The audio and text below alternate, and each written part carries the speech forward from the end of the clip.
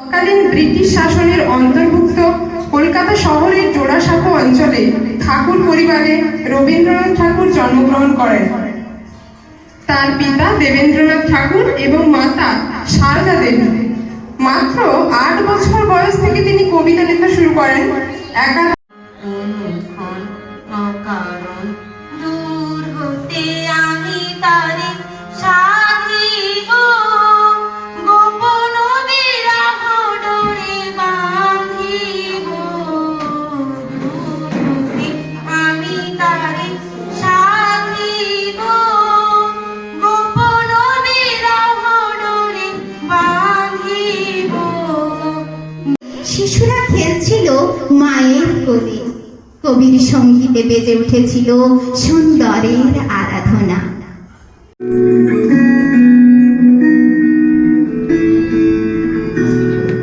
কেন গাছে হৃদয় আকাশে, কেন গাছে হৃদয় আকাশে তোমারে দেখিতে দেনা, মোহ মেঘে তোমারে দেখিতে দেনা, মোহ মেঘে তোমারে অন্ধ করে রাখে, তোমারে দেখিতে দেনা। মাঝে মাঝে তব দেখা পাই, চিরদিন কেন পাই না। মাঝে ঘটা অবিরল অশনি তর্জনে, ঘন ঘন দামিনী ভুজঙ্গ ক্ষত যামিনী, অম্বর করিছে অন্ধ নয়নে অশ্রু বরিশন। 1918 সালের 13 মে বড়া ছড়া তপবনে পরিণত হলেন। তিনি লিখলেন, আজি একি রজনী তিমির আধার, ভয় ধারা তোর হৃদয় আমার।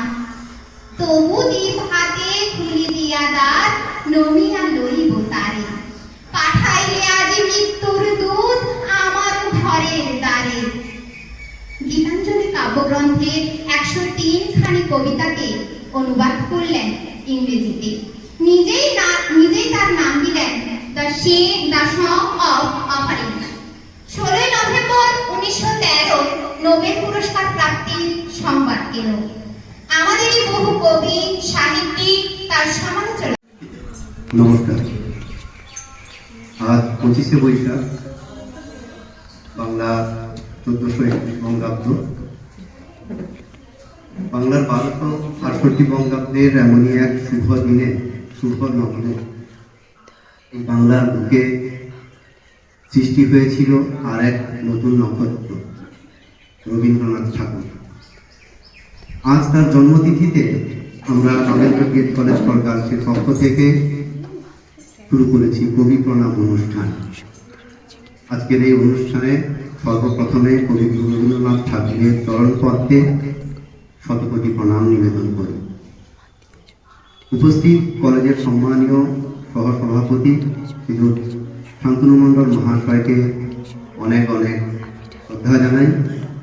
শ্রদ্ধা জানাই আমার সহকর্মীবৃন্দ, অধ্যাপক অধ্যাপিকা এবং অন্যান্য শিক্ষা সহায়কবৃন্দ।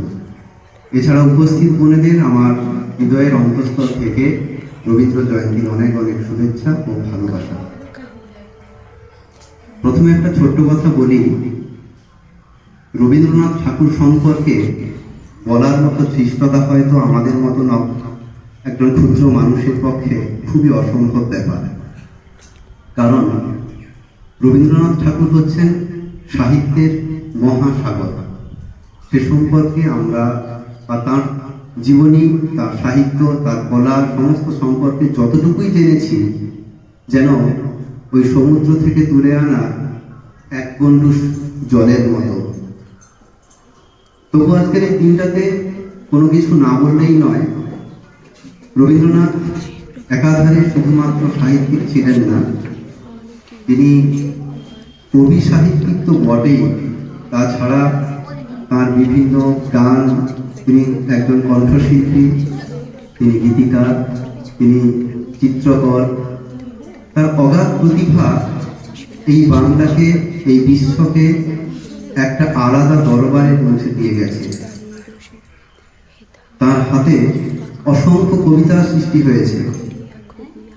প্রথম কবিতা প্রকাশিত হয়েছিল 1874 সালে তত্ত্ববোধিনী পত্রিকায় অভিলাষ, এবং তারপর থেকে একে একে সাহিত্যের সর্বশাখায় তিনি তার পাণ্ডিত্য দেখিয়েছেন।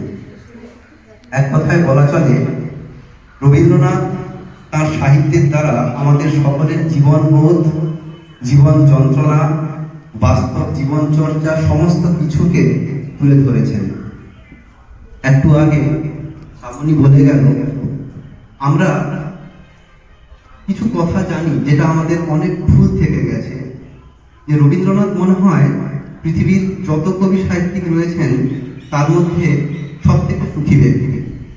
এটা কিন্তু অনেকেরই ধারণা এই কারণে, তার পরিবার ছিল রাজ পরিবার, জমিদার পরিবার, কলকাতা ঠাকুরবাড়ি, কিন্তু তার জীবনের যন্ত্রণাগুলোকে আমরা কিন্তু কেউ দেখিনি। সাহিত্যের ধারায় স্বভাবগতভাবে এমনিতেই তিনি ছিলেন অন্তর্মুখী। তার উপর বাল্যেই মায়ের মৃত্যু বালক রবীন্দ্রনাথকে করে তুলেছিল আরো একাকী।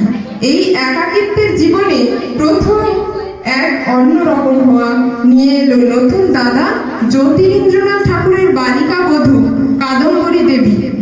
মাত্র 9 বছর বয়সে ঠাকুর বাড়িতে বধূ হয়ে আসেন। ঠাকুর পরিবারেই এক কর্মচারীর কন্যা মাতঙ্গিনী। বিয়ের পর তার কেন রে বিধাতা পাষাণ হেন, চারিদিকে তোর বাঁধন কেন? ভাঙ রে হৃদয়, ভাঙ রে সাধন, সাধরে আজিকে প্রাণের সাধন। লহরীর পরে লহরী তুলিয়া, আঘাতের পরে আঘাত কর। মাতিয়া যখন উঠেছে পরাণ, কিসের আধার কিসের পাষাণ? উথলি যখন উঠেছে বাসনা, জগতে তখন কিসের ডর? আমি ঢালিব করুণা ধারা, আমি ভাঙিব পাষাণ কারা। আমি জগৎ প্লাবিয়া বেড়াবো গাইয়া, আকুল পাগল পারা। কেশ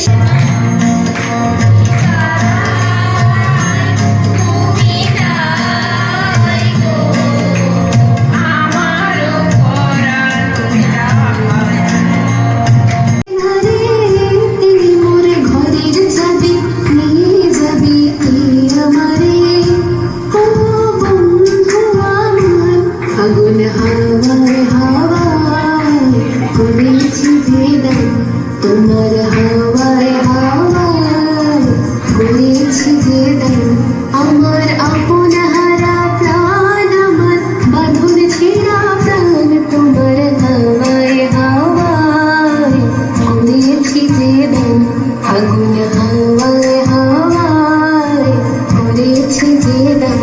যখন পড়বে না মোর পায়ের চুল বাঁধে, আমি বাইব না, আমি বাইব না মোর খেয়া তোরে এই ঘাটে গো।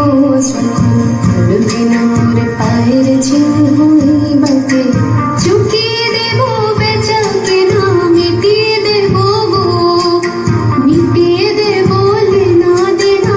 বন্ধ হবে খানা গোনা এই ঘাটে, তখন আমায় নাই বা মনে রাখলে তারা